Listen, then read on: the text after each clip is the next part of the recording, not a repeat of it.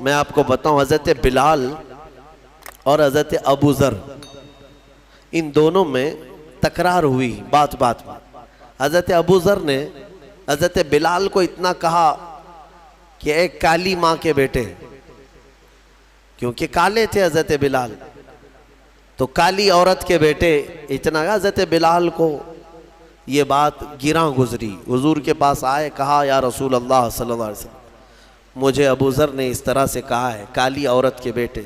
नबी पाक सल्लल्लाहु अलैहि वसल्लम ने उनको बुलाया, अबू ज़र, और बुला करके क्या फरमाते हैं कि या अबा ज़र अफ़ीकल जाहिलिया, अभी तक तुम्हारे अंदर ज़माने जहालत की चीज़ें बाकी हैं, अभी तक ज़माने जहालत की चीज़ें बाकी हैं।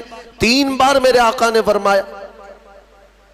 उसके बाद हुजूर पाक सल्लल्लाहु ताला अलैहि वसल्लम अपने जलाल का इजहार करके चले गए। बस हज़रत अबू ज़र पर इतना असर हुआ, कहते हैं ये कि तकरार में बात हो गई, लेकिन इन सहाबा का मामूल क्या था, फ़ौरन उसके बाद आए, हज़रत बिलाल का हाथ पकड़ते हैं, कहते हैं मुझसे ख़ता हुई, बातचीत में मैंने तुमसे ज़्यादती कर दी, लिहाजा मुझे तुम माफ़ कर दो, माफ़ कर दो। बार बार वो हज़रत बिलाल को पकड़ने लगे। और उसके बाद क्या कहते हैं पता है, ए बिलाल, अब मेरी रूह को उस वक्त तक करार नहीं आएगा जब तक तुम अपना यही काला पैर मेरे चेहरे पर न रौंद दो।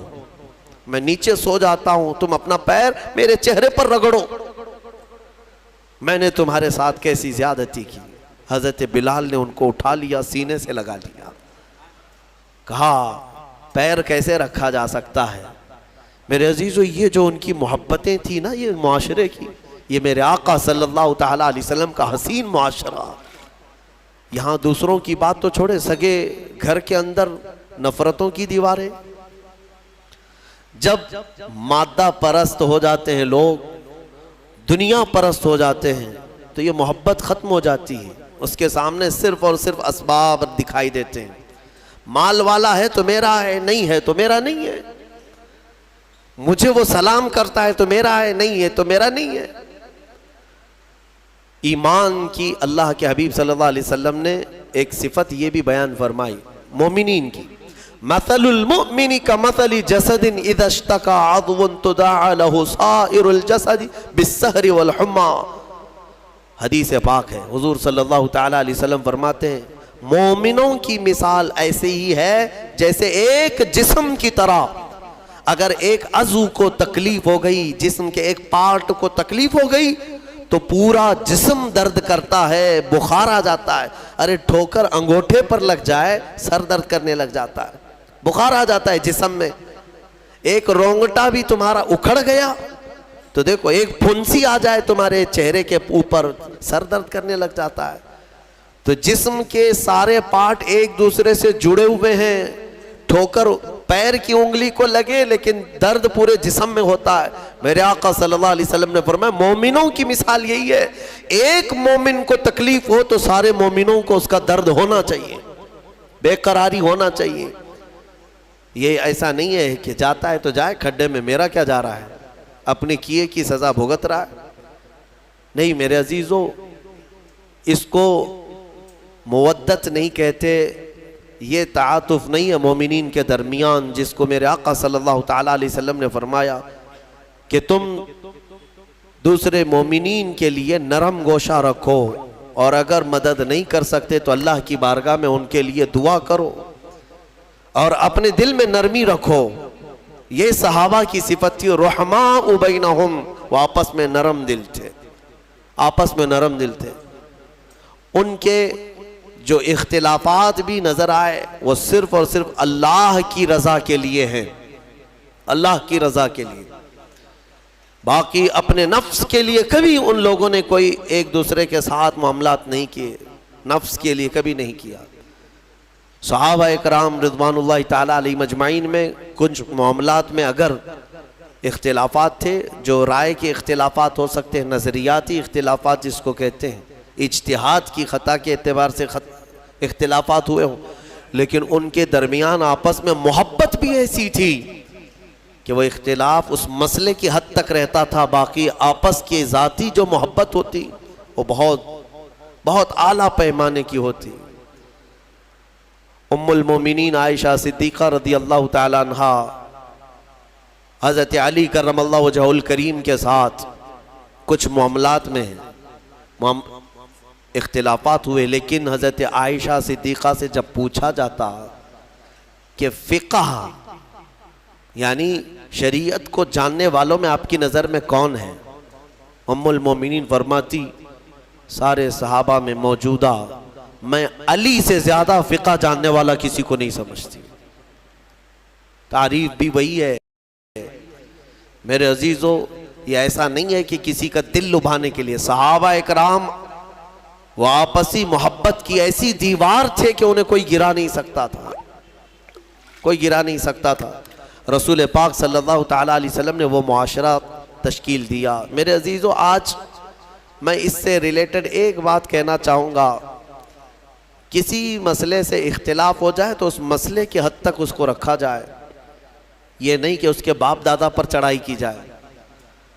हाँ, तूने ये मसला जो गलत किया है, अरे इसका ख़ानदान ही ऐसा था, इसका बाप ऐसा था, इसका भाई ऐसा था, और इसके अखलाक ऐसे हैं, इसके किरदार, पूरी की पूरी उसके ज़ातियात पर हमला, उसकी ज़ातियात पर ऐसा हमला कि वो मसला तो दबा रह गया, तुम्हारा दिल का कोड़ बाहर आ गया, हसद निकल आया।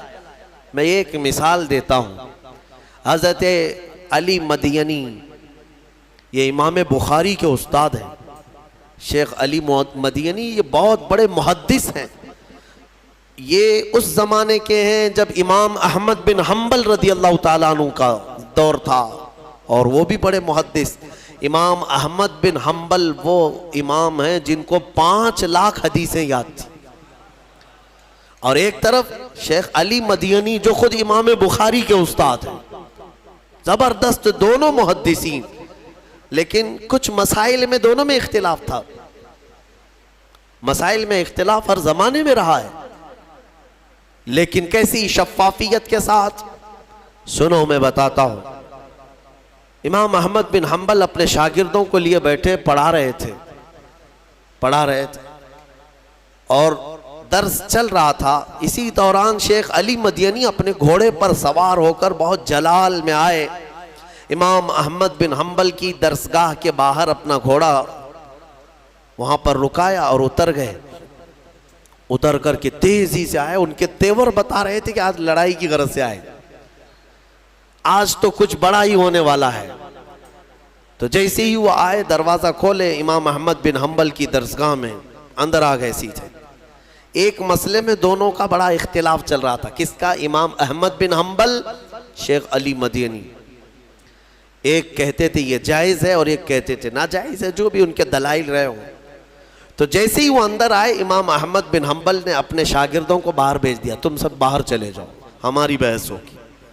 दरवाज़ा बंद हो गया और दोनों में बहस शुरू हुई। बहस के आदाब भी मैं बताऊं, फ़िक़ही मसाइल जो है ये गली चौराहे में नहीं बयान किए जाते, जो बारीकियां हैं इसकी। फ़िक़ही मसाइल तो बयान करे, लेकिन जो बाज़ जुज़ियात हैं, बहुत सारे ऐसे दकीक मसाइल हैं जो फ़ुक़हा कराम के दरमियान होते हैं, वो अवाम क्या समझेगी। इमाम अहमद बिन हम्बल और शेख अली मदयनी दोनों बहस करते रहे। इमाम अहमद के शागिर्द कहते हैं हम बाहर से सुन रहे थे, हमें ऐसा लग रहा था कि अब हाथापाई हो जाएगी इनकी, दोनों लड़ पड़ेंगे अंदर, हाथापाई होने के करीब करीब लग रहा था।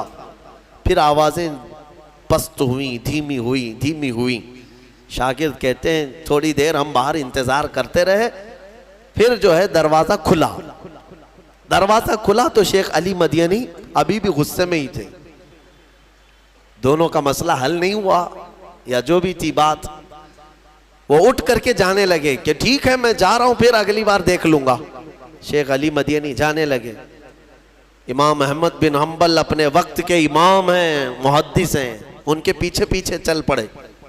तवज्जो चाहता हूं, जब शेख अली मदयनी अपना घोड़ा आगे करते हैं, घोड़े पर चढ़ने वाले थे, इमाम अहमद बिन हम्बल उनके पैरों के नीचे अपने दोनों हाथ रखते हैं, उनके पैरों के नीचे अपने दोनों हाथ रखते हैं। शेख अली मदीनी उनके पैरों पर हाथ रख करके घोड़े पर चढ़े, सलाम किया, मुसाफा किया और चल पड़े। शागिर्द कहते हैं हम देख रहे थे ये अंदर अभी हाथापाई की नौबत और इस कदर सख्त इनकी बहस, और बाहर देखो तो ये घोड़े पर चढ़ने के लिए अपने हाथ दे रहे हैं उनके पैर के नीचे। इमाम अहमद बिन हम्बल से उनके शागिर्दों ने पूछा कि हुजूर ये क्या बात है, वो आपसे उनकी जमती नहीं है, इख्तिलाफ है और आप उनकी सवारी पर चढ़ने के लिए अपना हाथ दे रहे हैं। इमाम अहमद बिन हम्बल ने कहा, ए मेरे बच्चों, शागिर्दों, इख्तिलाफ मेरा और उनका मसले में है, मेरे आका के गुलाम होने में कोई इख्तिलाफ नहीं। तुम जानते नहीं अली मदीनी को वो अहादीस का ज़ख़ीरा सीने में रखते हैं, अगर तुम्हें उनका मकाम मालूम हो जाए तो उनकी मट्टी सुरमा लगाने के काबिल है। इख्तिलाफ होगा लेकिन ज़ात से नहीं, मसाइल में होता है, और मसाइल में इख्तिलाफ उलमा का ये रहमत है उम्मत के लिए, झगड़े की ज़रूरत नहीं है। इसीलिए मैं आवाम को ये मैसेज देना चाहता हूँ, बड़े बड़े फ़ुक़हा कराम के दरमियान अगर इख्तिलाफ़ात किसी मसले में आए तो तुम जो है उसमें राय मत देना, 30 मार्का बने रहते हो। तुम्हें कौन इजाज़त दिया है? उलमा को नाप रहे हो, ये छोटा है वो बड़ा है, ये मुहक्किक छोटे हैं वो मुहक्किक बड़े हैं। तुम्हें पैमाना भी मालूम नहीं है। उन मसाइल में उनको दोष ना ठहराए और ना ही उनके खिलाफ बयानबाजियाँ करें। ये उम्मत के लिए अल्लाह ताला ने उलमाए बाअमल सालिहीन उलमा का इख्तिलाफ उम्मत के लिए अल्लाह ने रहमत करार दिया है, रहमत है।